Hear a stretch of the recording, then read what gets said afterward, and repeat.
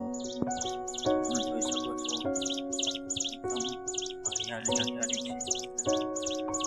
જંગલમાં લોકેશનની વાત કરીએ તો પંચમહાલ તાલુકો ખાલો. અહીંયાથી 500 મીટર દૂર એક રિસોર્ટ છે, દેવ્સ કેમ્પ રિસોર્ટ. તમે જોઈ શકો છો અહીંયાથી ડેમનો વ્યૂ પણ બહુ શાનદાર દેખાય છે. અને જે તમારા જંગલમાં મતલબ ચાલવું હોય, ફરવું હોય, ટ્રેકિંગ કરવું હોય તો ટ્રેકિંગ પણ થઈ શકે છે.